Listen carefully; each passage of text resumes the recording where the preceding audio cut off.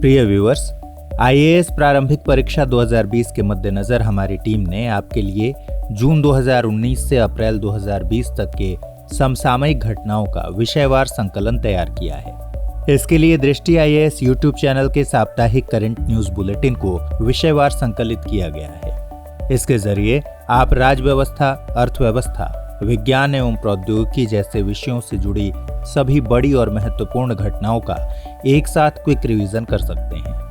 आपकी सुविधा के लिए हर एक रिवीजन वीडियो के साथ पीडीएफ भी उपलब्ध कराई जाएगी। उम्मीद है हमारी यह पहल आपकी सुनिश्चित सफलता के लिए उपयोगी साबित होगी।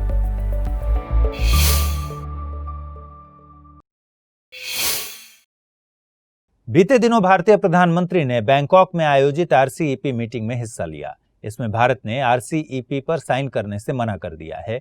भारत ने कहा है कि वह इस पर तब तक हस्ताक्षर नहीं करेगा जब तक उसके महत्वपूर्ण मुद्दों को हल नहीं किया जाएगा। वहीं आरसीईपी वार्ता में शामिल अन्य 15 देशों ने 2020 में इस ट्रेड डील पर हस्ताक्षर करने के लिए सहमति जताई है। भारत के आरसीईपी से न जुड़ने के पीछे एक बड़ी वजह चीन के साथ $50 बिलियन से ज्यादा का व्यापार घाटा है। आपको बता दें कि आरसीईपी का पूरा नाम रीजनल कॉम्प्रिहेंसिव इकोनॉमिक पार्टनरशिप है। इसमें भारत सहित 16 देशों के बीच ट्रेड डील के लिए वार्ता हुई थी। इन 16 देशों में 10 आसियान देश और आसियान के 6 एफटीए पार्टनर्स शामिल हैं। ये 6 पार्टनर देश भारत, ऑस्ट्रेलिया, चीन, कोरिया, जापान और न्यूजीलैंड हैं। इस डील का मकसद 16 देशों में फैला एक एकीकृत बाजार तैयार करना है, जिससे इन देशों के बीच उत्पादों और सेवाओं का बाधा रहित आवागमन हो सके। इसके लिए बातचीत का दौर 2013 में ही शुरू हो गया था। इस डील से जुड़े कई प्रावधान भारतीय हितों पर नकारात्मक असर डालते हैं। दरअसल इससे चीन के साथ व्यापार घाटा बढ़ने और भारतीय बाजार के चीनी सामान से पट जाने की आशंका है। इससे भारतीय उद्योगों को बड़ा झटका लगेगा। साथ ही ऑस्ट्रेलिया और न्यूजीलैंड जैसे देशों से डेयरी उत्पादों के मामले में भारतीय किसानों को कड़ी प्रतिस्पर्धा मिलेगी। इससे इनके हित प्रभावित होंगे। इसीलिए बिना पर्याप्त सुरक्षात्मक उपायों के भारत इस डील पर हस्ताक्षर नहीं करना चाहता। हाल ही में भारत सरकार द्वारा जारी नए मानचित्र पर नेपाल ने आपत्ति जताई है। नेपाल का कहना है कि भारतीय मानचित्र में उत्तराखंड के हिस्से के तौर पर दिखाया गया काला पानी क्षेत्र नेपाल का क्षेत्र है। भारतीय विदेश मंत्रालय ने इस पर जवाब देते हुए कहा है कि भारत ने नेपाल के साथ अपनी सीमा में कोई नया बदलाव नहीं किया है। आपको बता दें कि भारत नेपाल सीमा पर स्थित काला पानी क्षेत्र को लेकर भारत और नेपाल के बीच विवाद है। नेपाल इसे अपना हिस्सा बताता है। नेपाल की भारत के साथ पश्चिमी सीमा का निर्धारण 1816 में ईस्ट इंडिया कंपनी और नेपाल के बीच हुई सुगौली की संधि के माध्यम से किया गया था। नेपाल का दावा है कि काला पानी क्षेत्र का 62 वर्ग किलोमीटर का क्षेत्र गलत तरीके से भारत में शामिल है। भारत इसे उत्तराखंड राज्य का हिस्सा मानता है। इस विवाद के निपटारे के लिए 5 साल पहले दोनों देशों के विदेश सचिव को शामिल करते हुए एक मैकेनिज्म बनाया गया था। काला पानी के अलावा सुस्ता क्षेत्र को लेकर भी भारत और नेपाल के बीच सीमा विवाद है। बीते दिनों ब्राजील की राजधानी ब्राजीलिया में ब्रिक्स के 11वें शिखर सम्मेलन का आयोजन किया गया। इस बार के सम्मेलन की theme BRICS economic growth for an innovative future थी। भारत की तरफ से पीएम नरेंद्र मोदी ने इस सम्मेलन में शिरकत की। पीएम मोदी ने 2014 के बाद छठी बार इस सम्मेलन में हिस्सा लिया। सम्मेलन में सदस्य देशों के बीच टेररिज्म जैसे गंभीर मुद्दों पर बातचीत हुई। इस साल ब्रिक्स के joint working group on counter terrorism ने टेररिज्म फंडिंग, टेररिज्म में इंटरनेट के प्रयोग, अतिवाद को रोकने, विदेशी आतंकियों के मुद्दे और क्षमता निर्माण जैसे 5 क्षेत्रों में उप कार्यकारी समूह बनाने का फैसला लिया। सम्मेलन के बाद ब्रिक्स नेताओं ने समकालीन विश्व में राष्ट्रीय संप्रभुता से जुड़े मुद्दों पर केंद्रित एक ब्रिक्स सेशन में भी हिस्सा लिया। इसके अलावा उन्होंने आपसी आर्थिक सहयोग पर भी चर्चा की। आपको बता दें कि ब्रिक्स ब्राजील, रूस, भारत, चीन और साउथ अफ्रीका देशों का एक समूह है। पहले इसे ब्रिक कहा जाता था, लेकिन 2010 में साउथ अफ्रीका के इस समूह में शामिल होने के बाद इसका नाम बदलकर ब्रिक्स रखा गया। अगर भारत के नजरिए से देखा जाए तो ब्रिक्स विकासशील देशों के लिए उनके अधिकारों और WTO से लेकर जलवायु परिवर्तन तक के मुद्दों पर उनके बचाव के लिए बड़े मंच के रूप में उभरा है। गौरतलब है कि 2017 के जियामेन सम्मेलन में भारत ने टेररिज्म का मुद्दा उठाया था। इसके बाद ब्रिक्स ने काउंटर टेररिज्म को अपने मुख्य एजेंडे में शामिल किया। इस कदम को भारत की कूटनीतिक सफलता के तौर पर देखा जा रहा है। मॉरिशस ने यूके को इलीगल कॉलोनियल ऑक्यूपायर करार दिया है। दरअसल यूके ने संयुक्त राष्ट्र द्वारा चागोस द्वीप समूह मॉरिशस को लौटाने की डेडलाइन को नजरअंदाज किया है। यूएन ने यूके को चागोस द्वीप समूह सौंपने की प्रक्रिया को 6 माह में पूरा करने की समय सीमा दी थी। चागोस द्वीप को लेकर मॉरिशस और यूके के बीच विवाद है। मॉरिशस का तर्क है कि चागोस द्वीप 18वीं सदी तक उसका हिस्सा था। इसके बाद 1965 में यूके ने ब्रिटिश इंडियन ओशन टेरिटरी के निर्माण के लिए मॉरिशस से इसे अलग कर दिया था। 1968 में मॉरिशस ने यूके से स्वतंत्रता हासिल की, लेकिन यूके ने चागोस द्वीप समूह को लौटाने से इनकार कर दिया था। इस संबंध में यूके ने परमानेंट कोर्ट ऑफ आर्बिट्रेशन में दलील दी थी कि उसे यह द्वीप यूएसए को रक्षा संबंधी कार्यों के लिए देना है। गौरतलब है कि चागोस द्वीप समूह में सबसे बड़ा द्वीप डिएगो गार्सिया है। डिएगो गार्सिया में यूके और यूएसए के मिलिट्री बेस हैं। फरवरी 2019 में यूएन के इंटरनेशनल कोर्ट ऑफ जस्टिस यानी आईसीजे ने यूके को जल्द से जल्द चागोस द्वीप समूह मॉरिशस को लौटाने का आदेश दिया था। इस आदेश के बाद यूके का कहना था कि आईसीजे का आदेश सलाहकारी है, न कि बाध्यकारी। जेनेवा में दुनिया के पहले ग्लोबल रिफ्यूजी फोरम का आयोजन किया गया। यूएनएचसीआर यानी United nation high commissioner for refugee द्वारा इसका आयोजन स्विट्जरलैंड के सहयोग से किया गया। इसका सह संचालन टर्की, जर्मनी, इथोपिया और कोस्टारिका द्वारा किया गया। इस दौरान शरणार्थियों के संरक्षण, रोजगार और शिक्षा जैसे मुद्दों को शामिल किया गया। इन मुद्दों को उन समुदायों के मद्देनजर भी देखा गया जिन्होंने शरणार्थियों को अपनाया है। यह forum global compact on refugee का एक महत्वपूर्ण तत्व है, जिसे दिसंबर 2018 में अपनाया गया था। इसमें तय हुआ था कि ग्लोबल रिफ्यूजी फोरम का आयोजन हर 4 साल में किया जाएगा। अगली फोरम 2023 में आयोजित होगी। आपको बता दें कि 2016 के New York declaration on refugee and migrant के तहत यूएनएचसीआर ने 2018 में ग्लोबल कॉम्पैक्ट ऑन रिफ्यूजी पेश किया था। इसके 4 प्रमुख उद्देश्य इस तरह हैं: शरणार्थियों के मेजबान देशों से दबाव को कम करना, शरणार्थियों में आत्मविश्वास को बढ़ावा देना, तीसरी दुनिया के देशों में समस्याओं के समाधान पहुंचाना और शरणार्थियों के उद्गम वाले देशों में हालात सुधारना, जिससे उन्हें सुरक्षित वापस भेजा जा सके। बीते दिनों अमेरिकी राष्ट्रपति डोनाल्ड ट्रंप ने स्पेस फोर्स की स्थापना को अधिकृत करते हुए 2020 नेशनल डिफेंस ऑथराइजेशन एक्ट पर हस्ताक्षर किए हैं। गौरतलब है कि 1947 में अमेरिकी वायुसेना की स्थापना के बाद से स्पेस फोर्स अमेरिका की सबसे नई सैन्य शाखा बन जाएगी। यह सशस्त्र बलों की 6ठी शाखा होगी। वर्तमान में वायुसेना के स्पेस कमांड में कार्यरत 16,000 एक्टिव ड्यूटी एयरमैन और नागरिक स्पेस फोर्स को सौंपे जाएंगे। ये कर्मी वास्तव में स्पेस फोर्स के सदस्य नहीं बनेंगे और फिलहाल वायुसेना में बने रहेंगे। यह स्पेस फोर्स वायुसेना विभाग का हिस्सा होगी। यूएस की इस आधिकारिक घोषणा के बाद चीन ने यूएस पर वेपनाइजेशन ऑफ आउटर स्पेस का आरोप लगाया है। इन घटनाओं से वैश्विक ताकतों द्वारा अंतरिक्ष के एक नए युद्ध स्थल के रूप में उभरने के कयास लगाए जा रहे हैं। बीते दिनों वॉशिंगटन में भारत और अमेरिका के बीच दूसरा 2+2 डायलॉग आयोजित हुआ। इस दौरान दोनों देशों के बीच ISA यानी इंडस्ट्रियल सिक्योरिटी एनेक्स पर दस्तखत हुए। इस समझौते के बाद अब यूएसए और भारत की रक्षा कंपनियां क्लासिफाइड यानी खास मिलिट्री इंफॉर्मेशन का आदान प्रदान कर सकेंगी। ISA GSOMIA यानी general security of military information agreement का ही एक हिस्सा है, जो भारत और यूएसए के बीच में काफी समय पहले हुआ था। आपको बता दें कि कोमकासा यानी communications compatibility and security agreement, CISMOA यानी communications and information on security memorandum of agreement का ही भारतीय संस्करण है।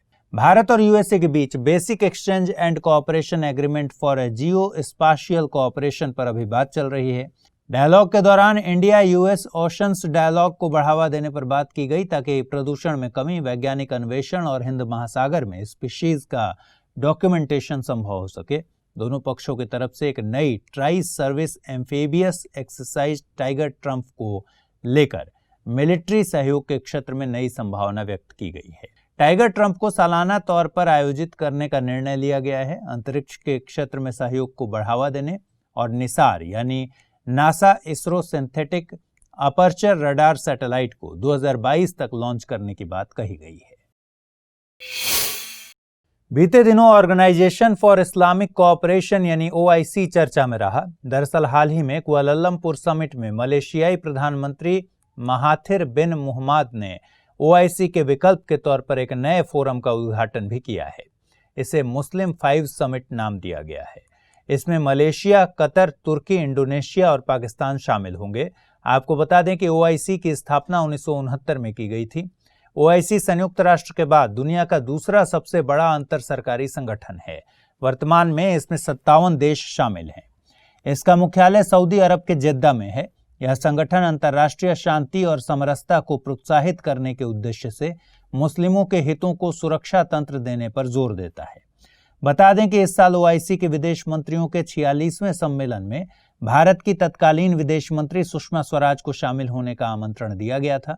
यह पहला मौका था जब किसी गैर मुस्लिम देश के किसी नेता को बैठक में शामिल होने के लिए बुलाया गया था। सुषमा स्वराज उस बैठक को संबोधित करने वाली पहली भारतीय थी। बीते दिनों ईरान की राजधानी तेहरान में 19वें भारत ईरान संयुक्त आयोग की बैठक आयोजित हुई। इसमें विदेश मंत्री S जयशंकर शामिल हुए। इस दौरान चाबहार परियोजना को गति देने पर सहमति बनी। आपको बता दें कि चाबहार बंदरगाह ईरान के दक्षिण पूर्व में स्थित है। यह गल्फ ऑफ ओमान में स्थित है। ईरान उत्तर में अजरबैजान, आर्मेनिया, तुर्कमेनिस्तान और कैस्पियन सागर, पूर्व में पाकिस्तान और अफगानिस्तान, दक्षिण में फारस की खाड़ी और ओमान की खाड़ी और पश्चिम में तुर्की और इराक से घिरा है। चाबहार बंदरगाह के अहम होने की वजह यह है कि भारत को अफगानिस्तान और मध्य एशिया में पहुंच के लिए पाकिस्तान पर निर्भर नहीं रहना होगा। गौरतलब है कि भारत और ईरान दोनों ही अशगाबाद समझौते में शामिल हैं। इस समझौते से भारत की कनेक्टिविटी मध्य एशिया के देशों में भी हो सकेगी। भारत अशगाबाद समझौते में 2018 में शामिल हुआ था।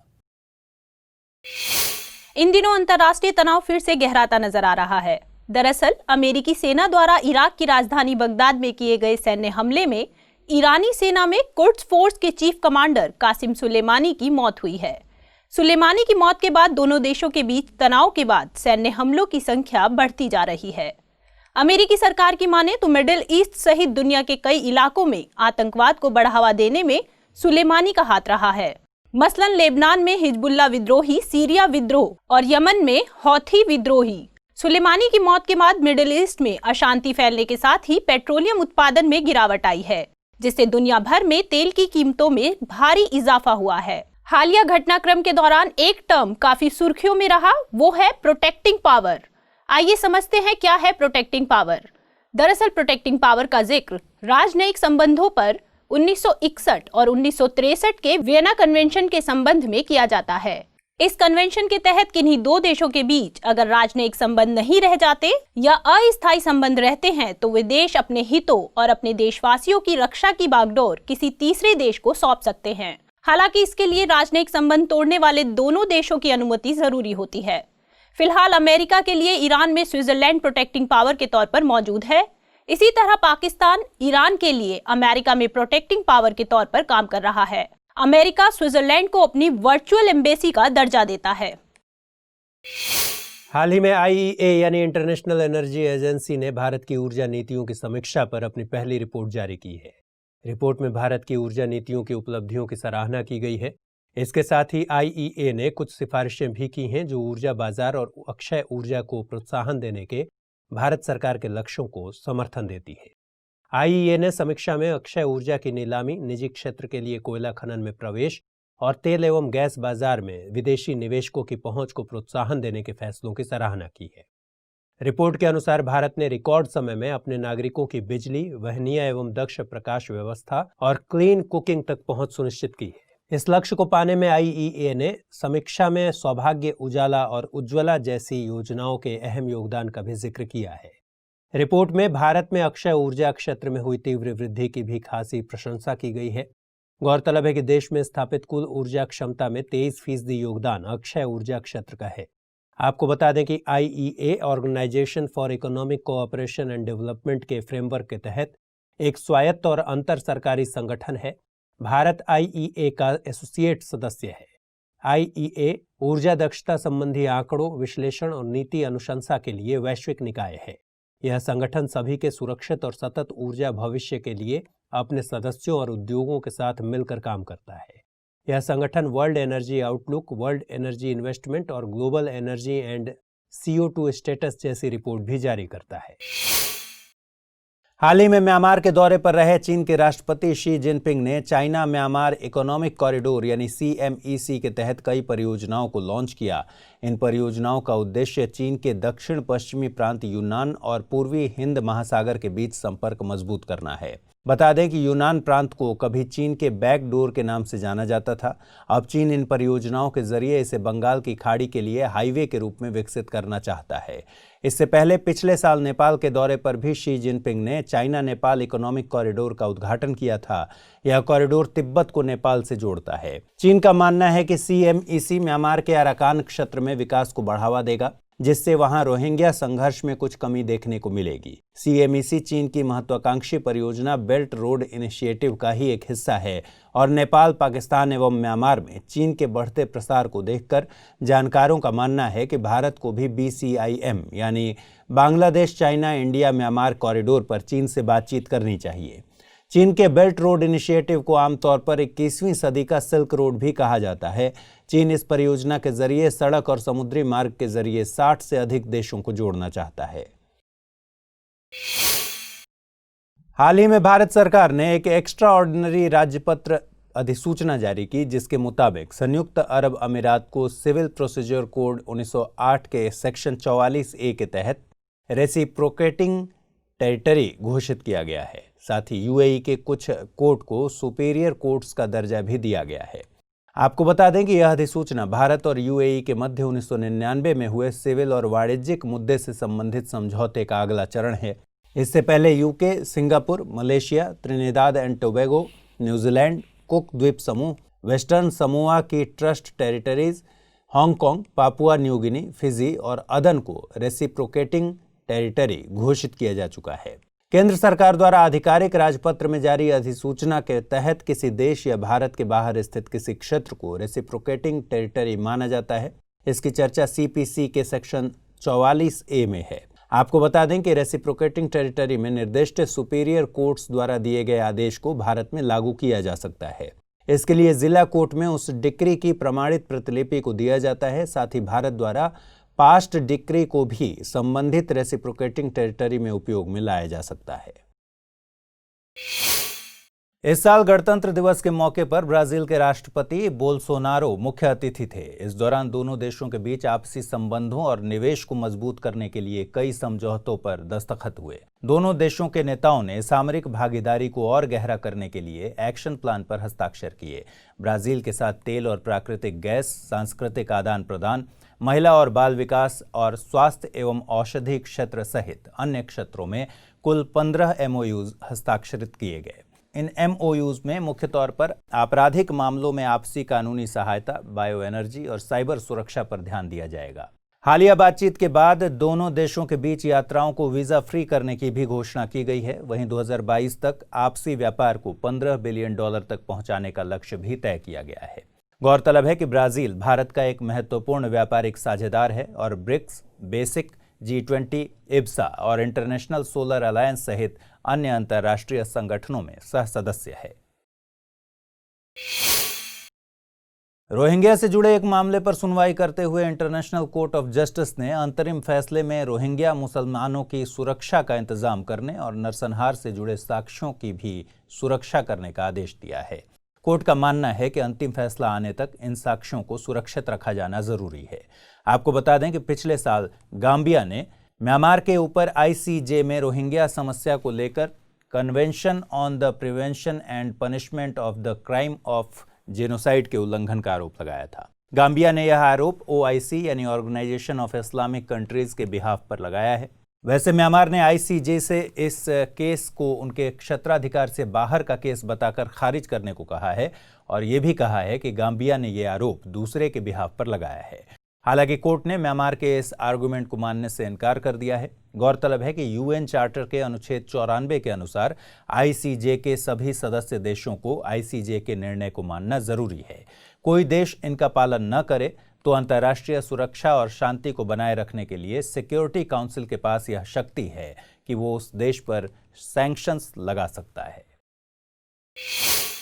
हाल ही में अमेरिकी राष्ट्रपति डोनाल्ड ट्रंप ने the West Asia peace plan की घोषणा की। इस प्लान में उन बातों का जिक्र है जो इजराइल पिछले लंबे समय से चाह रहा था। इजराइल हमेशा ही यरूशलेम को अपनी राजधानी मानता आ रहा है। ट्रंप द्वारा यह प्लान तब लाया गया है जब हाल ही में इजराइल के प्रधानमंत्री बेंजामिन नेतन्याहू ने 2 स्टेट सॉल्यूशन के विरोध में एक बयान दिया था। यह पीस प्लान भी इजराइल के लिए अविभाजित राजधानी के रूप में यरूशलेम और वेस्ट बैंक के 30% हिस्से सहित एक विस्तृत राज्य की घोषणा करता है। वहीं भविष्य के फिलिस्तीन पर कड़ी सुरक्षा का प्रावधान भी इस प्लान में किया गया है। ट्रंप सरकार की माने तो इस घोषणा का मकसद इजराइल और फिलिस्तीन के बीच हमेशा से चलने वाले सीमा विवाद, फिलिस्तीनी शरणार्थी, वेस्ट बैंक पर यहूदियों की बसावट जैसी चुनौतियों पर ध्यान दिलाना है। प्लान के तहत इजराइल को वेस्ट बैंक सहित जॉर्डन घाटी में मौजूद यहूदियों की बसावट के विलय की इजाजत दी गई है। फिलिस्तीन से इंटरनेशनल क्रिमिनल कोर्ट में इजराइल के खिलाफ दायर मुकदमों को वापस लेने को कहा गया है। प्लान के मुताबिक आने वाले समय में फिलिस्तीन जल्द से जल्द हमास और इस्लामिक जिहाद जैसे आतंकी संगठनों पर कार्रवाई करेगा। फिलिस्तीन के लिए प्लान में राहत की बात यह है कि जब इस विवाद का पूरी तरह समाधान होगा तब फिलिस्तीन के नियंत्रण में वर्तमान से अधिक भूमि दे दी जाएगी। बता दें कि ओस्लो एकॉर्ड के मुताबिक वेस्ट बैंक को 3 हिस्सों में बांटा गया है, जिसमें से केवल एक हिस्सा ही फिलहाल फिलिस्तीन के सीधे नियंत्रण में है। यह योजना गाजा पट्टी का विस्तार करने का फैसला भी करती है। इसे एक टनल के जरिए वेस्ट बैंक से जोड़ा जाएगा। इसके अलावा दक्षिण पूर्व इजराइल के अरब कस्बे जो गाजा पट्टी के काफी नजदीक हैं, वे भावी फिलिस्तीन का हिस्सा बन सकेंगे। फिलिस्तीन के ऐसे शरणार्थी जिन्हें 1948 के अरब इजराइल युद्ध के दरमियान घरों से निकाल दिया गया था, उन्हें लौटने की इजाजत नहीं होगी। हालांकि वे भविष्य के फिलिस्तीन या किसी होस्ट कंट्री या किसी क्षेत्रीय देश में आ सकेंगे। यूरोपियन संसद ने ब्रिटेन के यूरोपियन यूनियन से बाहर होने के बिल को पारित कर दिया है। इसके मुताबिक 31 जनवरी 2020 के बाद से ब्रिटेन यूरोपियन यूनियन का सदस्य नहीं है। लगभग 3 साल के इस तनावपूर्ण विड्रॉल वार्ता के बाद यूरोपियन यूनियन से अलग होने के समझौता पत्र को ब्रिटेन ने 23 जनवरी को ही अपनी मंजूरी दे दी थी। इसके लागू होने के बाद ब्रिटेन को कई महत्वपूर्ण मुद्दों पर यूरोपियन यूनियन के देशों के साथ अलग अलग समझौते करने पड़ेंगे। फिशिंग राइट, अपने नागरिकों के लिए यूरोपियन यूनियन के देशों में बसने और घूमने के अधिकार, शुल्क मुक्त व्यापार और ब्रिटेन के सेवा क्षेत्र की यूरोप में पहुंच जैसे मुद्दे इन समझौतों से जुड़े हैं। हालांकि ट्रांजिशन फेज में इस साल के अंत तक ब्रिटेन के ऊपर यूरोपियन यूनियन के अधिकतर नियम लागू रहेंगे। आपको बता दें कि यूरोपियन यूनियन के किसी भी सदस्य देश को इससे अलग होने के लिए लिस्बन संधि के अंतर्गत बने कानून के अनुच्छेद 50 को इन्वोक करना पड़ता है। भूटान सरकार ने tourism levy and exemption bill of Bhutan 2020 पारित किया है। इसके तहत भारतीय पर्यटकों की भूटान में निःशुल्क प्रवेश की व्यवस्था बंद कर दी गई है। जुलाई 2020 से भूटान भ्रमण के लिए भारतीयों को 1200 रुपये प्रतिदिन का शुल्क देना पड़ेगा। इस शुल्क को SDF यानी सस्टेनेबल डेवलपमेंट फी का नाम दिया गया है, जिसका मुख्य उद्देश्य पर्यटन में सरकारी बाबू लोगों की संख्या को कम करना है। वैसे देखा जाए तो भारतीय पर्यटकों पर लगा SDF अन्य विदेशी पर्यटकों पर लगाए जाने वाले शुल्क की अपेक्षा बेहद कम है। इस नियम में कई छूट भी हैं, जैसे भूटान के पूर्वी क्षेत्र में पर्यटन को बढ़ावा देने के लिए इस क्षेत्र में जाने वाले पर्यटकों पर SDF नहीं लगाया जाएगा। इसके अलावा 5 साल से कम उम्र के बच्चों के ऊपर भी कोई SDF नहीं लगेगा। वहीं 6 से 12 साल के बच्चों के लिए 600 रुपया प्रतिदिन के हिसाब से भुगतान करना पड़ेगा। आपको बता दें कि भूटान द्वारा जारी आंकड़ों के मुताबिक 2018 में भूटान आने वाले 2,74,000 पर्यटकों में से 1,80,000 पर्यटक भारतीय थे। बीते 13 फरवरी को केंद्रीय गृह मंत्री ने नई दिल्ली में बिम्स्टेक के 2 दिवसीय conference on combating drug trafficking का उद्घाटन किया। इस सम्मेलन में बिम्स्टेक के सभी सदस्य देशों के प्रतिनिधियों ने हिस्सा लिया। नशीले पदार्थों से संबंधित कानूनों की केंद्रीय और राज्य प्रवर्तन एजेंसीज ने भी सम्मेलन में हिस्सा लिया। इस सम्मेलन का आयोजन नारकोटिक्स कंट्रोल ब्यूरो द्वारा किया गया था। विशेषज्ञों की माने तो बदलते हालातों के मद्देनजर एशियाई देशों पर ड्रग ट्रैफिकिंग का असर लगातार बढ़ता जा रहा है। ऐसे में बिम्स्टेक देश, जो कि दक्षिण एशिया और दक्षिण पूर्व एशिया के देशों के बीच संपर्क का माध्यम है, ड्रग ट्रैफिकिंग के वैश्विक खतरे से निपटने के लिए अहम भूमिका निभा सकते हैं। बिम्स्टेक यानी bay of Bengal initiative for multi sectoral technical and economic cooperation एक क्षेत्रीय संगठन है जिसमें बंगाल की खाड़ी से सटे और करीबी देश मसलन बांग्लादेश, भूटान, भारत, म्यांमार, नेपाल, श्रीलंका और थाईलैंड शामिल हैं। बिम्स्टेक देश आपस में मैरीटाइम कनेक्टिविटी से जुड़े हैं। ऐसे में समुद्री रास्ते से ड्रग ट्रैफिकिंग भी एक चुनौती हो सकती है। इसलिए ऐसे खतरों से निपटने के लिए बिम्स्टेक देशों को चाहिए कि वे सूचनाओं के साझाकरण और संयुक्त ऑपरेशंस को मजबूत करें। आपको बता दें कि नारकोटिक्स कंट्रोल ब्यूरो ड्रग संबंधी कानूनों के प्रवर्तन से जुड़े मामलों के लिए नोडल एजेंसी है। यह agency narcotic drugs and psychotropic substances act 1985 के तहत केंद्र सरकार की शक्तियों और कार्यों का निष्पादन करने के लिए शीर्ष निकाय है। एनसीबी ऐसे मामलों के लिए अंतर्राष्ट्रीय स्तर पर भी भारत सरकार की नोडल एजेंसी है। बीते दिनों India central Asia business council का उद्घाटन किया गया। इस दौरान भारत और मध्य एशिया के 5 देशों कजाकिस्तान, किर्गिस्तान, ताजिकिस्तान, तुर्कमेनिस्तान और उज्बेकिस्तान के बीच व्यापार में प्रगति पर चर्चा हुई। भारत ने तीव्र व्यापार के लिए एयर कॉरिडोर्स विकसित करने की मंशा जताई है। भारत इन देशों के साथ व्यापार के लिए फिलहाल ईरान के चाबहार बंदरगाह या दूसरे रास्तों का इस्तेमाल करता है। इन एयर कॉरिडोर्स को अफगानिस्तान के साथ 2018 में स्थापित किए गए एयर कॉरिडोर की तर्ज पर ही विकसित किया जा सकता है। सरकार के मुताबिक इन एयर कॉरिडोर्स में स्पेशल क्लियरिंग और कस्टम्स फैसिलिटीज वाली नियमित कार्गो फ्लाइट्स शामिल की जाएंगी ताकि फलों और कृषि उत्पादों की जल्द से जल्द आवाजाही की जा सके। वर्तमान में मध्य एशिया के साथ जल और थल परिवहन के जरिए होने वाले व्यापार में काफ़ी समय लगता है। लिहाजा एयर कॉरिडोर्स के विकसित होने के बाद यह दूरी काफ़ी कम समय में तय की जा सकेगी। मध्य एशिया से व्यापार में तेजी लाने के लिए भारत पिछले कुछ सालों से चाबहार बंदरगाह से सीधे रूट विकसित करने की कोशिशें कर रहा है। मसलन ईरान और अफगानिस्तान के साथ त्रिपक्षीय व्यवस्था, international north south transport corridor और अशगाबाद समझौते में शामिल होना। इसके अलावा नियमित व्यापार को बढ़ावा देने के लिए चाबहार और अफगानिस्तान के दूसरे हिस्सों के बीच रेल लिंक बिछाने की योजना भी प्रस्तावित है। हाल ही में FATF यानी फाइनेंशियल एक्शन टास्क फोर्स के इंटरनेशनल कोऑपरेशन रिव्यू ग्रुप ने पाकिस्तान को ग्रे लिस्ट में ही रखने की सिफारिश दी है। पाकिस्तान टेरर फाइनेंसिंग की जांच के लिए FATF द्वारा दिए गए 27 सूत्रीय एक्शन प्लान को पूरी तरह इंप्लीमेंट करने में असफल रहा है। गौरतलब है कि पाकिस्तान को जून 2018 में ही ग्रे लिस्ट में डाल दिया गया था। पाकिस्तान से 27 सूत्रीय एक्शन प्लान को अक्टूबर 2019 तक पूरा करने का समय दिया गया था। इस संबंध में पाकिस्तान द्वारा FATF को प्रस्तुत अपनी रिपोर्ट में जैश-ए-मोहम्मद फाउंडर मसूद अजहर और उसके परिवार के गुमशुदा होने की बात कही गई है। मसूद अजहर को United Nations security council 1267 committee द्वारा 2019 में जारी आतंकियों की सूची में शामिल किया जा चुका है। आपको बता दें कि 1267 कमेटी की स्थापना 1999 में UNSC द्वारा अडॉप्ट किए गए रिजोल्यूशन 1267 के तहत की गई थी। यह कमेटी तालिबान द्वारा संचालित या नियंत्रित इकाइयों, निर्दिष्ट किसी व्यक्ति या एयरक्राफ्ट पर लगाए गए प्रतिबंधों के क्रियान्वयन पर नजर रखने के लिए स्थापित की गई थी। हालांकि समय समय पर विभिन्न प्रस्तावों के जरिए इसमें आतंकियों और आतंकी संगठनों की संपत्ति जब्त करने जैसे प्रावधान भी जोड़ दिए गए। द नीदरलैंड्स के कोर्ट ने एक डिजिटल पहचान योजना को बंद कर दिया है। कोर्ट ने इसका कारण डेटा प्राइवेसी को खतरा और मानवाधिकार उल्लंघन बताया है। कोर्ट ने पाया कि इस योजना से संबंधित अपारदर्शी एल्गोरिदम डिसीजन मेकिंग नागरिकों की डेटा प्राइवेसी के लिए नुकसानदेह है। वैसे तो कोर्ट का मानना है कि धोखाधड़ी को रोकने के लिए नई तकनीक का प्रयोग आवश्यक है, लेकिन सीरी या सिस्टम रिस्क इंडिकेटर के मार्फत यूरोपीय मानवाधिकार कानून के साथ साथ यूरोपीय संघ के GDPR यानी जनरल डेटा प्रोटेक्शन रेगुलेशन द्वारा दी गई गोपनीयता गारंटी का भी उल्लंघन हुआ है।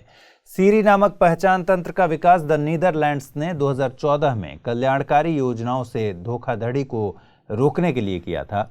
बाद में डच संसद ने सरकारी कल्याणकारी योजना के लाभार्थियों के कर, भूमि रजिस्ट्री और रोजगार रिकॉर्ड जैसे कई महत्वपूर्ण डेटा को प्राइवेट कंपनियों के साथ साझा करने के लिए नियम बना दिए, जो कि डेटा प्राइवेसी के विरुद्ध है।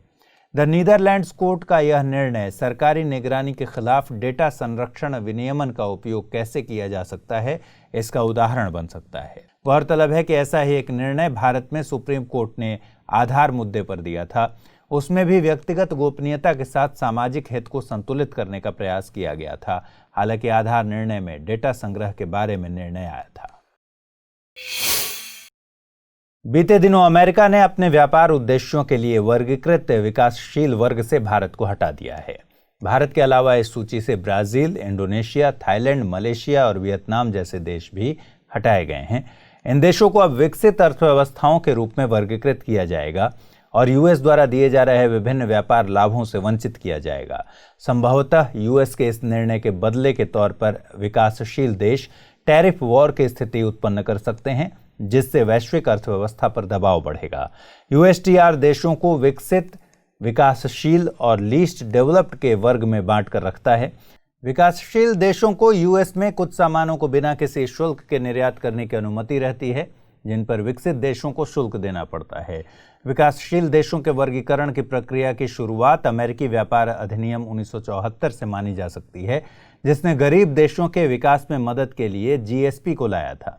जीएसपी यानी जनरलाइज्ड सिस्टम ऑफ प्रेफरेंसेस के तहत दिए जाने वाले लाभों को डब्ल्यूटीओ के तहत आगे बढ़ाया गया, जिसमें अन्य अमीर देशों ने भी गरीब देशों को व्यापार लाभ देने में अपनी सहमति दिखाई। बीते दिनों अमेरिकी राष्ट्रपति डोनाल्ड ट्रंप भारत की पहली राजकीय यात्रा पर रहे। अपनी इस यात्रा में ट्रंप और भारतीय प्रधानमंत्री नरेंद्र मोदी ने दोनों देशों के बीच के संबंध को व्यापक वैश्विक रणनीतिक साझेदारी के स्तर पर लाने की बात कही। साथ ही इस यात्रा के दौरान 3 बिलियन अमेरिकी डॉलर से अधिक के रक्षा सौदे की घोषणा भी हुई, जिसके तहत भारत MH-60R नेवल और AH-64E अपाचे जैसे अमेरिकी सैन्य उपकरण खरीदेगा। वार्ता के दौरान ट्रंप ने सभी प्रकार के सीमा पार आतंकवाद को रोकने और भारत का न्यूक्लियर सप्लायर्स ग्रुप में प्रवेश को समर्थन देने वाली बात दोहराई। इसके अलावा उन्होंने ड्रग ट्रैफिकिंग, नार्को टेररिज्म और ऑर्गेनाइज्ड क्राइम जैसी गंभीर समस्याओं से लड़ने में एक दूसरे के सहयोग की बात कही। दोनों देशों ने अपने संयुक्त बयान में रक्षा सहयोग को सक्षम बनाने वाली BECA यानी basic exchange and cooperation agreement समझौता को जल्द ही निष्कर्ष तक लाने की बात कही।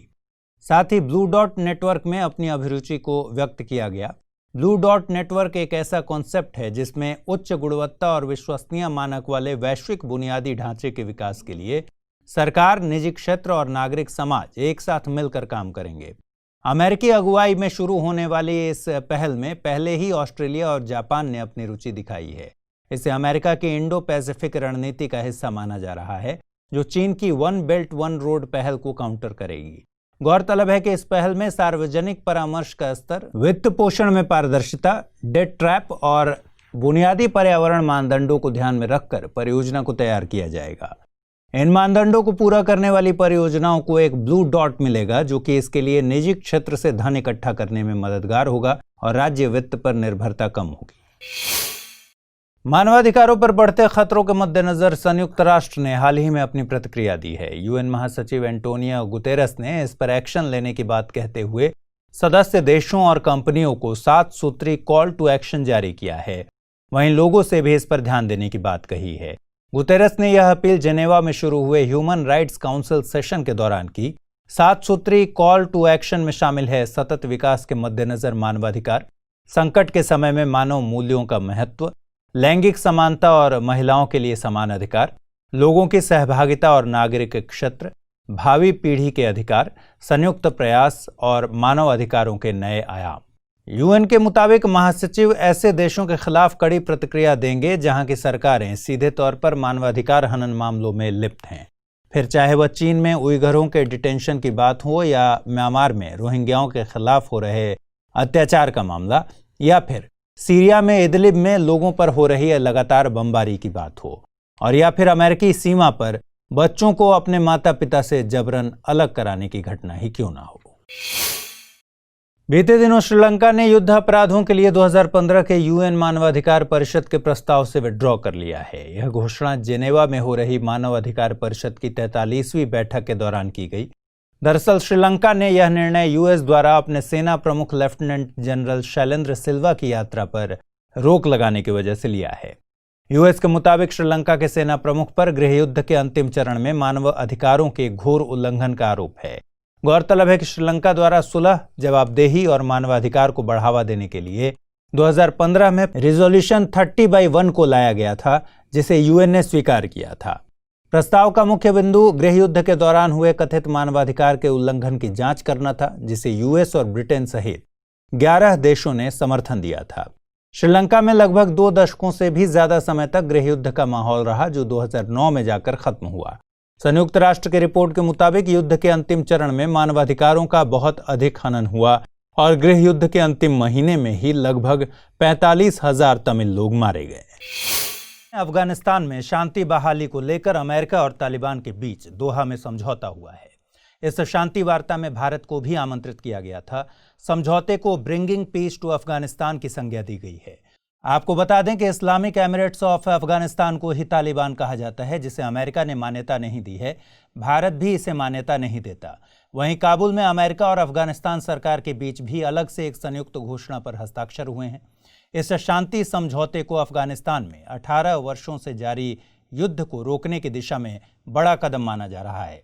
समझौते के मुताबिक अगले 135 दिनों में अमेरिका 8600 सैन्य टुकड़ियों को वापस बुलाएगा। वहीं नाटो और दूसरे सैन्य गठजोड़ों को भी वहां से हटाने का फैसला लिया गया है। इसमें गैर राजनयिक सैन्य अधिकारियों को भी शामिल किया जाएगा। अगले 14 महीनों में सभी सैन्य दलों को वापस बुला लिया जाएगा।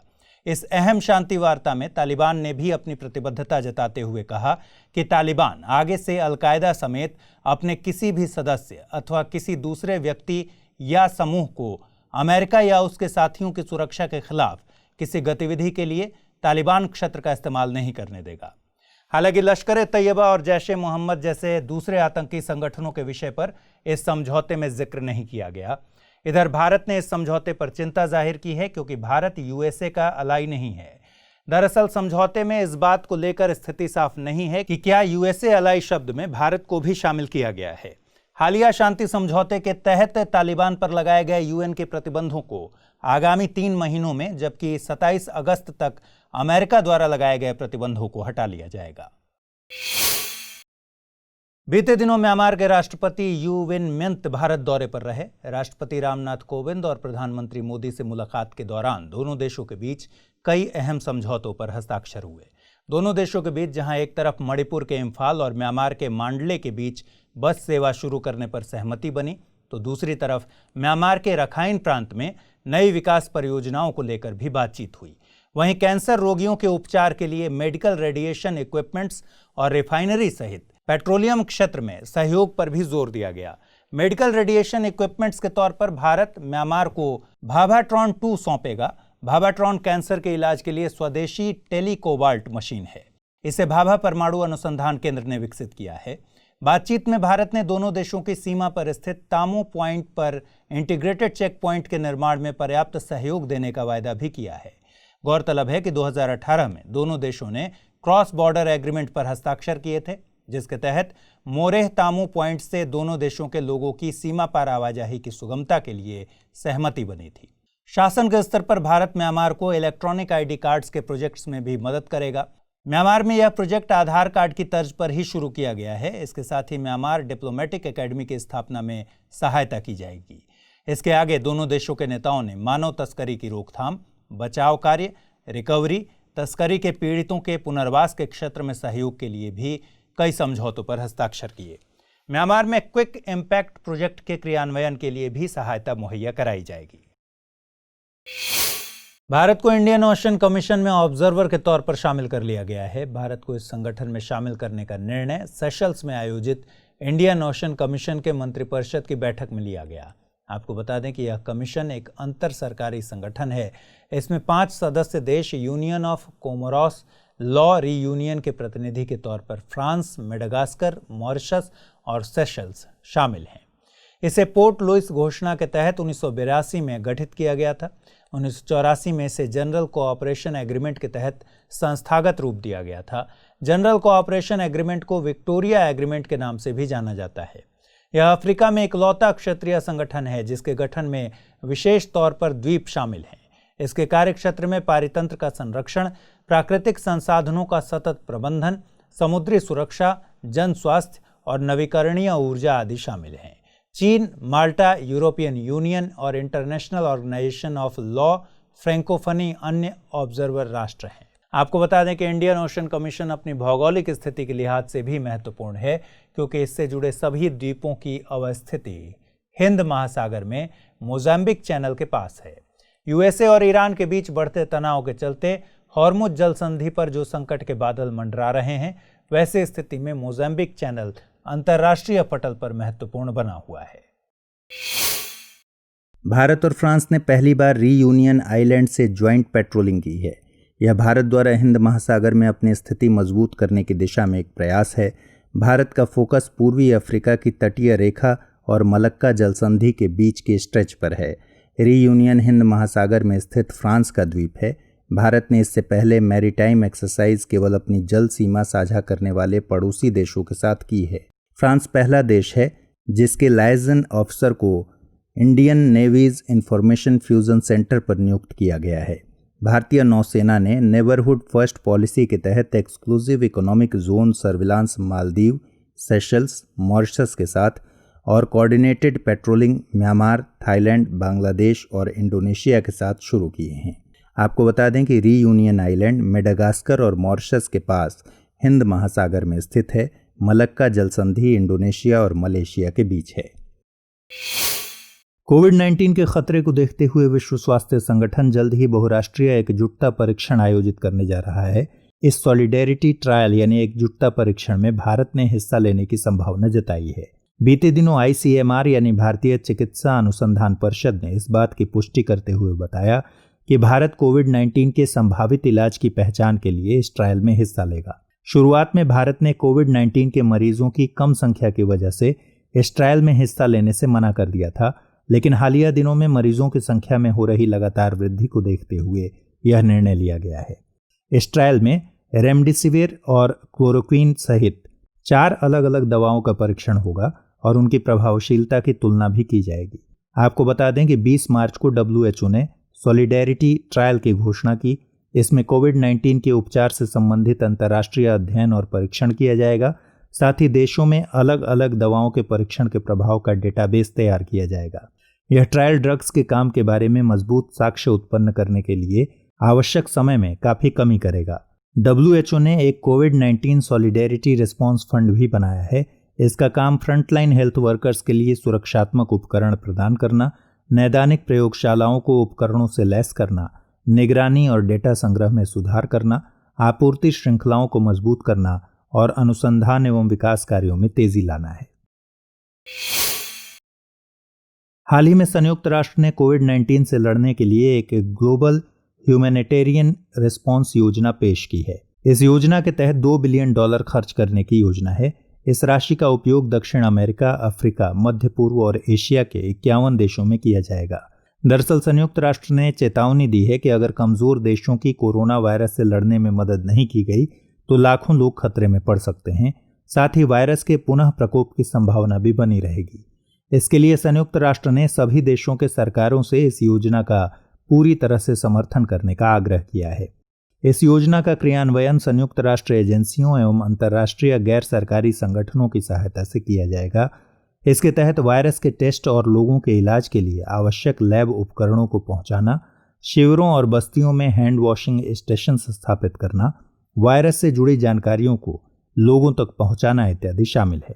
इसके अंतर्गत कार्यकर्ताओं तथा आवश्यक सामग्री को जरूरतमंदों तक ले जाने के लिए अफ्रीका, एशिया और लैटिन अमेरिका में एयर ब्रिज और हब्स बनाने की भी योजना है। हाल ही में यूरोपीय संघ, चीन, ऑस्ट्रेलिया, सिंगापुर और कनाडा सरीखे कई देश व्यापार विवादों को सुलझाने के मकसद से एक अंतरिम तंत्र बनाने के लिए आपस में सहमत हुए हैं। इसकी मुख्य वजह विश्व व्यापार संगठन विवाद निपटान तंत्र का अप्रभावी हो जाना है। विवाद निपटान समझौते के अनुच्छेद 25 के तहत गठित MPIA यानी बहुपक्षीय अंतरिम अपीलीय मध्यस्थता व्यवस्था को 27 मार्च को अंतिम रूप दिया गया। यह WTO के अपीलीय निकाय की सीमा से अलग हटकर पक्षों के आपसी समझौते पर मध्यस्थता की पेशकश करेगी। समझौता के अनुसार मध्यस्थता से आए अंतिम फैसले पक्षों पर बाध्यकारी होंगे और ये फैसले विवाद निपटान निकाय को अधिसूचित किए जाएंगे। साथ ही सदस्य देश अगर आपस में सहमत हों तो मध्यस्थता समझौते में निर्धारित प्रक्रियाओं से बाहर भी हट सकते हैं। यह किसी भी 2 या अधिक भाग लेने वाले सदस्यों के बीच भविष्य में होने वाले किसी भी विवाद पर लागू होता है और केवल तब लागू होगा जब तक कि WTO अपीलीय निकाय अपील को सुनने में असमर्थ है। गौरतलब है कि बहुपक्षीय व्यापार एजेंसी के विवाद निपटान तंत्र को अमेरिका ने WTO अपीलीय निकाय में न्यायाधीशों की नियुक्ति को रोककर निष्क्रिय बना रखा है। हालांकि MPIA की समग्र उपयोगिता अमेरिका और भारत जैसे कुछ देशों के शामिल न होने की वजह से अभी संदेहास्पद है। हाल ही में संयुक्त राष्ट्र के सेक्रेटरी जनरल ने बताया कि ग्लोबल लॉकडाउन के दौरान महिलाओं पर होने वाले अत्याचारों में इजाफा हुआ है। उनका मानना है कि घर ही महिलाओं के लिए खतरनाक होता जा रहा है, जहां महिलाएं सबसे अधिक सुरक्षित होनी चाहिए। इस बाबत भारत के राष्ट्रीय महिला आयोग ने भी कुछ दिनों पहले चिंता जाहिर की थी। दरअसल महामारी के कारण मूवमेंट पर लगने वाले प्रतिबंधों ने न केवल आर्थिक और सामाजिक तनाव को बढ़ाया है, बल्कि लगभग सभी देशों में महिलाओं के साथ दुर्व्यवहार की घटनाओं को भी बढ़ा दिया है। WHO के मुताबिक जो महिलाएं शारीरिक या यौन शोषण से पीड़ित होती हैं, उनके गर्भपात की संभावना दोगुनी हो जाती है। साथ ही ऐसा कोई अनुभव उन्हें अवसाद में ले जा सकता है। बहरहाल, महिलाओं पर होने वाली घरेलू हिंसा को रोकने के लिए संयुक्त राष्ट्र ने कुछ उपाय सुझाए हैं, जैसे सरकार को ऑनलाइन सेवाओं और सिविल सोसाइटी में निवेश बढ़ाना चाहिए, न्यायिक प्रणाली दुर्व्यवहार करने वालों के खिलाफ मुकदमा चलाना जारी रखे, फार्मेसी और किराने की दुकान में आपातकालीन चेतावनी प्रणाली स्थापित की जाए, आश्रय स्थलों को आवश्यक सेवाओं के रूप में घोषित किया जाए। ऐसे सुरक्षित तरीके अपनाए जाएं जिससे कि अपराधी को पता चले बिना महिलाएं उनके खिलाफ रिपोर्ट कर सकें।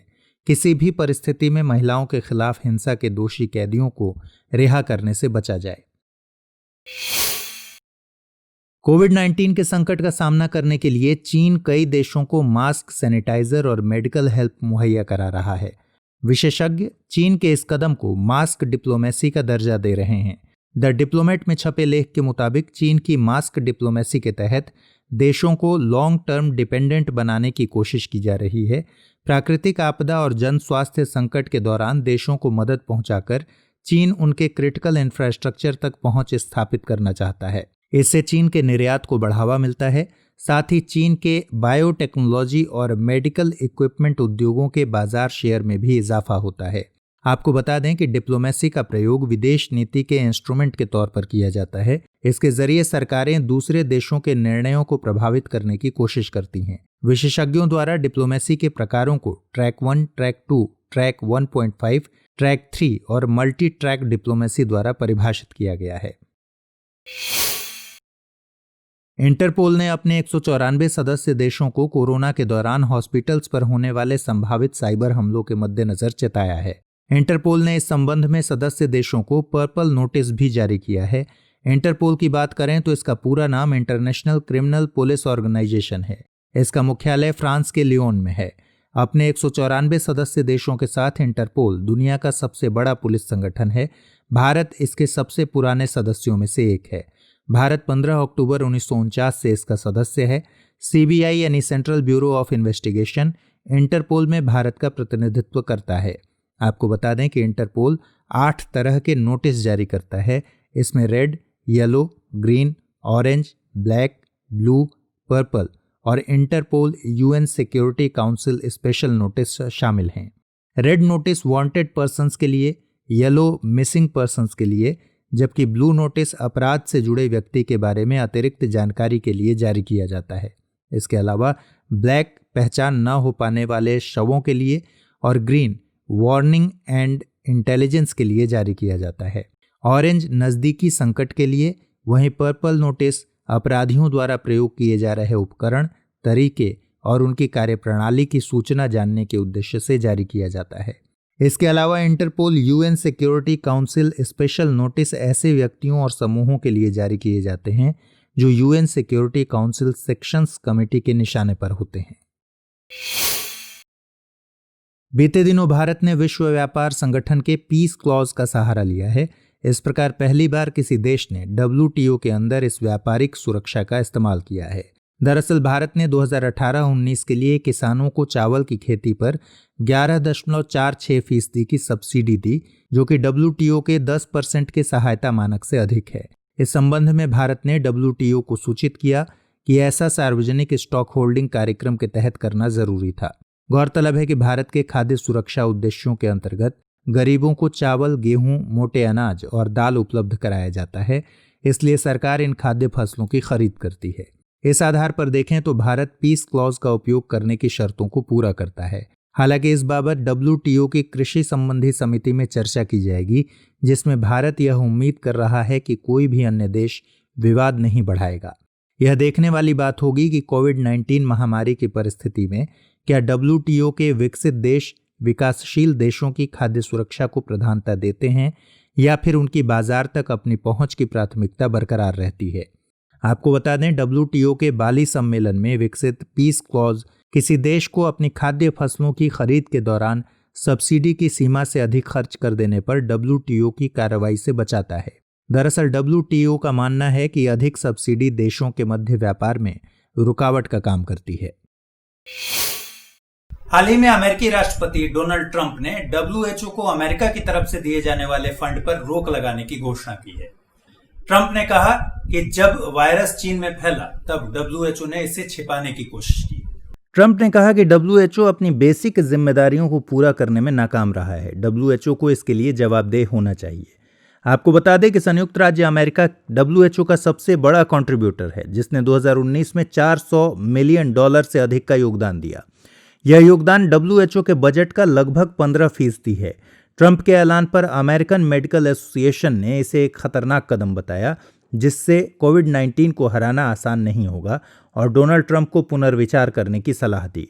ऐसे समय में जब WHO इस महामारी से निपटने के लिए $1 बिलियन से ज्यादा फंड की अपील कर रहा है, यह फैसला मुश्किलें पैदा कर सकता है। गौरतलब है कि ट्रंप की अगुवाई में अमेरिका UN मानवाधिकार परिषद, UN सांस्कृतिक agency UNESCO, trans Pacific partnership, जलवायु परिवर्तन से निपटने के लिए पेरिस समझौता और ईरान परमाणु समझौते से बाहर हुआ है। इसके अलावा 2017 में UN पॉपुलेशन फंड और 2018 में फिलिस्तीन शरणार्थियों की मदद के लिए काम करने वाली एजेंसी की फंडिंग में कटौती की गई थी। OPCW के इंफॉर्मेशन एंड आइडेंटिफिकेशन टीम यानी IIT ने एक रिपोर्ट दी है, जिसके मुताबिक 2017 में सीरिया के शहर में जो रासायनिक हमले हुए उसके लिए सीरियन एयरफोर्स को जिम्मेदार बताया गया है। हालांकि OPCW के डायरेक्टर जनरल ने कहा है कि IIT कोई अर्धन्यायिक या फिर न्यायिक निकाय नहीं है। इसका कार्य केवल अपनी छानबीन की रिपोर्ट को रखना है। आगे का निर्णय प्रमुख अंतर्राष्ट्रीय संस्थाएं जैसे कि संयुक्त राष्ट्र या OPCW की कार्यकारी समिति लेगी। OPCW यानी organisation for the prohibition of chemical weapons की स्थापना केमिकल वेपन कन्वेंशन के तहत की गई थी। इसका मुख्यालय नीदरलैंड के हेग शहर में स्थित है। यह दुनिया का पहला मल्टीलैटरल डिसआर्मामेंट एग्रीमेंट है। इसका उद्देश्य एक निश्चित समय सीमा के अंदर सभी मास डिस्ट्रक्शन वाले हथियारों को हटाना है। OPCW की संरचना की बात करें तो इसमें भारत समेत कुल 193 सदस्य देश हैं। हालांकि संयुक्त राष्ट्र के 4 सदस्य देश उत्तरी कोरिया, दक्षिणी सूडान, इजराइल और मिस्र इसके सदस्य नहीं हैं। 1997 में हुए केमिकल वेपन कन्वेंशन के बाद से लगभग 97% रासायनिक हथियारों को OPCW की निगरानी में हटाया जा चुका है। इस आधार पर देखें तो यह डिसआर्मामेंट कन्वेंशन सफल रहा है। OPCW को 2013 में शांति का नोबेल पुरस्कार भी दिया जा चुका है। बीते दिनों अमेरिका ने भारत को मिसाइल और टॉर्पीडो बेचने का मन बनाया है। इस डील के सफल होने से भारत की रक्षा तैयारियों को मजबूती मिलेगी। खबरों के मुताबिक दोनों देश आने वाले दिनों में $92 मिलियन और $63 मिलियन की 2 डील करने जा रहे हैं। इनमें से एक डील के तहत अमेरिका भारत को लगभग $92 मिलियन की लागत वाली 10 AGM-84L harpoon block 2 air launched missile और उससे जुड़े दूसरे उपकरण भी देगा, जबकि दूसरी डील $63 मिलियन की होगी, जिसके जरिए अमेरिका भारत को कम वजन वाले 16 MK-54 टॉर्पीडो और उससे जुड़े उपकरण बेचेगा। इससे भारत की एंटी सबमरीन यानी पनडुब्बी रोधी युद्धक क्षमताओं को खासी मजबूती मिलेगी। इन्हें P-8I एयरक्राफ्ट के साथ भी उपयोग में लाया जा सकेगा। बोइंग P-8 एयरक्राफ्ट को लंबी दूरी के anti submarine warfare, anti surface warfare और सूचना एवं निगरानी के लिए तैयार किया गया है। इसके भारतीय संस्करण को P-8I यानी पोसेडन 8 इंडिया भी कहा जाता है। अभी फिलहाल भारत के पास ऐसे 8 एयरक्राफ्ट हैं। आइए अब कुछ बातें MK-54 टॉर्पीडो के बारे में जानते हैं। इस टॉर्पीडो को लाइट वेट हाइब्रिड टॉर्पीडो के नाम से भी जाना जाता है। बेहद विस्फोटक किस्म के इन टॉर्पीडोज को अमेरिका सतही जहाज़ों, फिक्स्ड विंग एयरक्राफ्ट और हेलीकॉप्टर में उपयोग करता है। टॉर्पीडो सेल्फ प्रोपेल्ड यानी अपने आप चलने वाली अंडर वाटर मिसाइल होती हैं। इन्हें किसी पनडुब्बी, सतही जहाज या एरोप्लेन से लॉन्च किया जाता है। अगर हार्पून मिसाइल की बात करें तो बोइंग के मुताबिक इसे सबसे पहले 1983 में अमेरिकी नौसेना के लिए विकसित किया गया था। हार्पून सभी मौसमों में काम में लाए जाने वाले एंटी शिप मिसाइल सिस्टम्स होते हैं। बीते दिनों इंटरनल डिस्प्लेसमेंट मॉनिटरिंग सेंटर द्वारा the global report on internal displacement 2020 जारी की गई। इसके मुताबिक भारत में 2019 में 5 मिलियन लोग विस्थापित हुए थे। भारत में विस्थापितों की बढ़ी हुई संख्या का कारण आपदाओं की तीव्रता, बढ़ती जनसंख्या और सामाजिक आर्थिक वल्नरेबिलिटी यानी सुभेद्यता को बताया गया है। रिपोर्ट में उन 5 देशों का जिक्र है जहां डिजास्टर यानी आपदाओं के कारण सबसे ज्यादा विस्थापन हुआ है। इन 5 देशों में भारत, फिलीपींस, बांग्लादेश, चीन और USA शामिल हैं। इन 5 में सर्वाधिक विस्थापन भारत में हुआ है। लगभग 2.6 मिलियन से अधिक लोग दक्षिण पश्चिम मानसून के कारण विस्थापित हुए थे। इसके अलावा रिपोर्ट में बुलबुल और महा जैसे साइक्लोन के अलावा राजनीतिक और सांप्रदायिक हिंसा के कारण हुए विस्थापन का भी जिक्र है। आपको बता दें कि इंटरनल डिस्प्लेसमेंट मॉनिटरिंग सेंटर को नॉर्वेजियन रिफ्यूजी काउंसिल के अंग के रूप में 1998 में गठित किया गया था। यह दुनिया को आंतरिक विस्थापन पर डेटा एनालिसिस मुहैया कराता है। 2009 का कंपाला कन्वेंशन आंतरिक विस्थापित व्यक्तियों से संबंधित है। बीते दिनों USCIRF ने यानी US commission on international religious freedom ने एक रिपोर्ट जारी की थी। इस रिपोर्ट का नाम इंटरनेशनल रिलीजियस फ्रीडम रिपोर्ट 2020 है। USCIRF इसे हर साल जारी करता है। इसमें भारत को CPC यानी कंट्रीज ऑफ पर्टिकुलर कंसर्न की कैटेगरी में रखा गया है। इसमें भारत के अलावा चीन, रूस, उत्तरी कोरिया, पाकिस्तान, सऊदी अरब, सीरिया और अन्य देश भी शामिल हैं। 2004 के बाद यह पहला मौका है जब भारत को इस कैटेगरी में रखा गया है। पिछले साल जारी की गई रिपोर्ट में भारत को टियर 2 कंट्रीज की कैटेगरी में रखा गया था। रिपोर्ट में सिटीजनशिप अमेंडमेंट एक्ट, प्रस्तावित नेशनल रजिस्टर फॉर सिटीजन्स और जम्मू कश्मीर की स्थिति को लेकर विशेष चिंता जताई गई है।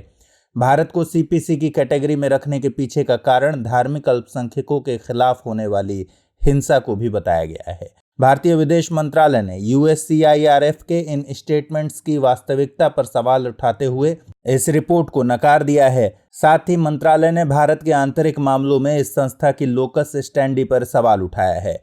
लोकस स्टैंडी का अर्थ है right to appear in court से, मतलब कोई ऐसा व्यक्ति या संगठन जिसे कोर्ट के सामने जाकर बात रखने का अधिकार हो। अगली खबर अमेरिका और भारत से जुड़ी हुई है। अमेरिका ने हाल ही में भारत को गूगल टैक्स और ड्राफ्ट ई-कॉमर्स पॉलिसी के नियमों के संबंध में आगाह किया है। अमेरिका का कहना है कि विदेशी ऑनलाइन विज्ञापन प्लेटफॉर्म पर लगाए जाने वाले 6% की इक्वलाइजेशन लेवी या गूगल टैक्स से विदेशी व्यापार को नुकसान पहुंच सकता है। साथ ही इसका असर विदेशों में व्यापार कर रही भारतीय कंपनियों पर पड़ेगा। भारत की ड्राफ्ट ई-कॉमर्स पॉलिसी के डिजिटल व्यापार के मुद्दों से जुड़े नियमों जैसे डेटा लोकलाइजेशन, सीमा पार डेटा प्रसार पर प्रतिबंध, बौद्धिक संपदा का हस्तांतरण और घरेलू डिजिटल प्रोडक्ट को तरजीह देने की बात पर भी अमेरिका ने आपत्ति जताई है और भारत को अपनी इस नीति पर पुनर्विचार करने की सलाह दी है। अमेरिका का विचार है कि भारत द्वारा लगाया गया गूगल टैक्स अंतर्राष्ट्रीय स्तर पर कराधान सिद्धांतों से अलग है। वास्तव में डिजिटल टैक्सेशन सिस्टम को बहुपक्षीय आधार पर विकसित किया जाना चाहिए। आपको बता दें कि 2016 में गूगल, फेसबुक और नेटफ्लिक्स जैसी कंपनियों पर इक्वलाइजेशन लेवी लगाई गई थी। इसके अंतर्गत इन कंपनियों को भारत से उनके ऑनलाइन विज्ञापन पर होने वाले लाभ पर 6% टैक्स देना पड़ता है। इस साल से यह भारत में व्यापार करने वाली सभी विदेशी ई-कॉमर्स कंपनियों की लेन देन पर लागू होगा।